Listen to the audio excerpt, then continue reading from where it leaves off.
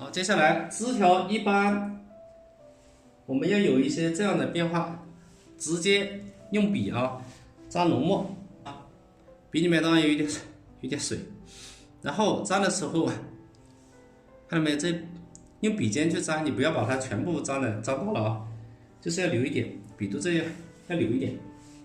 你看第一笔按下来，然后这里弯一点，然后这里直一点点，然后越往下面越粗，然后这个地方要弯弯的这种变化。如果画到底的话，你看这一笔下来的话，就是它有很多的这种变化。有哪些变化呢？这一段我们称为枯笔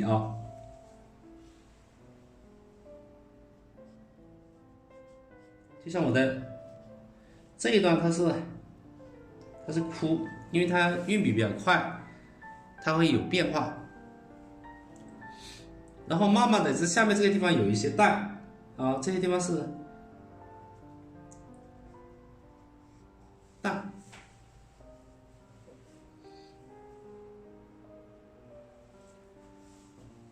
包括这些地方都是比较浓，这些地方。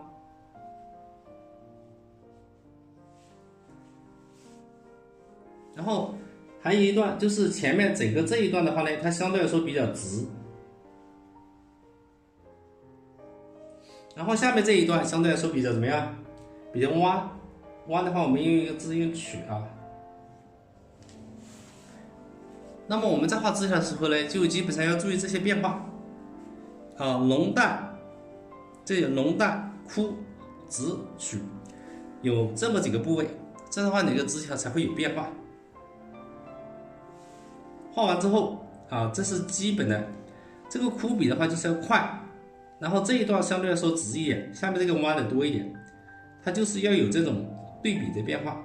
画完之后呢，我们这个地方稍微给它怎么样？给它加点变化。这个不是勾边就加一点这个装饰一下，这样画一下它的枝条会更加的这种自然生动。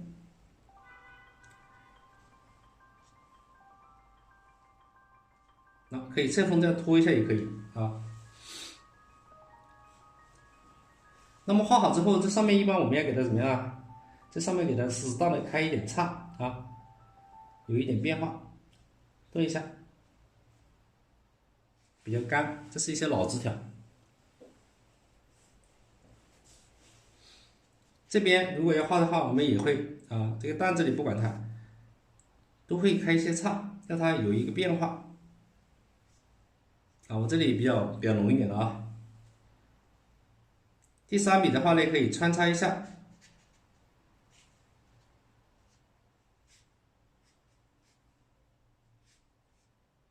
可以穿插一下，这个枝条它就有变化了。就是一笔是主要的，第二笔你可以把它加长一点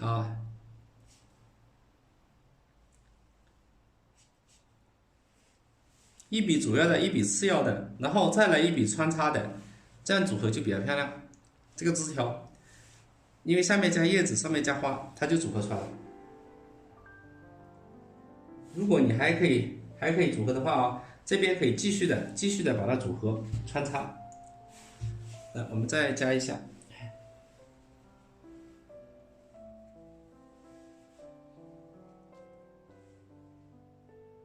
慢慢的，这一组画了之后它比较多，边边我们再来一组疏一点的，往上面一点。那我同样的这边穿插一下，好，这样的话就有一个大小的这种对比。这边继续往这里走可以，然后到这里之后又可以穿插，它就可以无限的这种变化穿插，这个线条就比较好。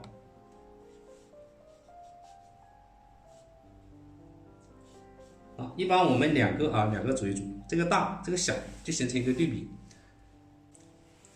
在这种的时候呢，我们就注意主次穿插，这是三个关系一笔主，一笔次，然后第三笔穿插，这样的话就是有这种枝条的变化。上面我们就画的是嫩枝了，然后画完之后用浓墨把边边这个地方给它装饰一下，让它多一个层次。这个就是枝条的这种组合。幻想墨尘啊，欢迎大家，欢迎大家。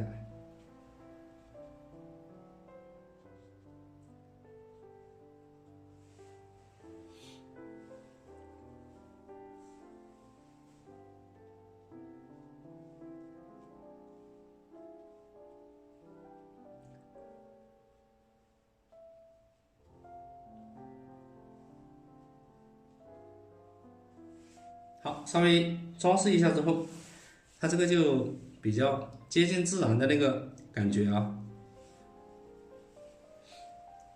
这是老的枝条，上面呢我们就加嫩的枝条，它是不断的变化组合。